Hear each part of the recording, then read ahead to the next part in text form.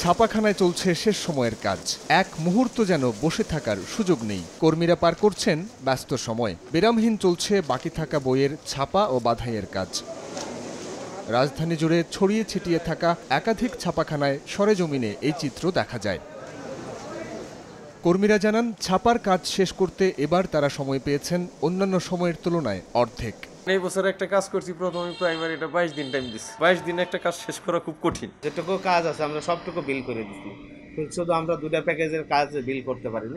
আগে তো 98 দিন হইতে হইতে এখন 40 দিন আসছে। ইফতেদার দিলে আর আমাদের বাকি লটগুলো আমরা প্রাথমিক যত যে কাজ করে ডেলিভারি দেওয়ার ওটা আমরা দিচ্ছি। নানা তিক্ত অভিজ্ঞতার কথা তুলে ধরে এনসিটিবির চেয়ারম্যান জানান, কিছু অসাধু ব্যবসায়ী বই বাধাইয়ের কাগজ মজুত করে কৃত্রিম সংকট তৈরির অপচেষ্টা করেছে। তৎকালীন যে সমন্বয়ক ছিল এই বৈষম্য বিরোধী আন্দোলনের সমন্বয়ক, কিন্তু তারাও সরকারকে সহযোগিতা করার জন্য সরকারের ডাকে আমাদেরকে সহযোগিতা করেছে। তাদের সহযোগিতা নিয়ে আমাদের গোয়েন্দা সংস্থা আর তারা মিলে তারা ঢাকা এবং ঢাকার আশেপাশের বিভিন্ন জায়গায় তারা বেশ কয়েকটি গুদাম আবিষ্কার করলেন এবং দেখা গেল যে এই গুদামে প্রায় কয়েক হাজার মেট্রিক টন আর্ট কার্ড খুঁজে পাওয়া গেল, যা আমাদের চাহিদার চাইতে অনেক বেশি ছিল। 16 মার্চ শেষ হতে যাচ্ছে বই ছাপানোর কাজে এনসিটিবির বেঁধে দেওয়া সবশেষ সময়। এদিন রাতেই প্রতিটি শিক্ষা প্রতিষ্ঠানের উদ্দেশ্যে বই নিয়ে ছুটবে পরিবহনগুলো।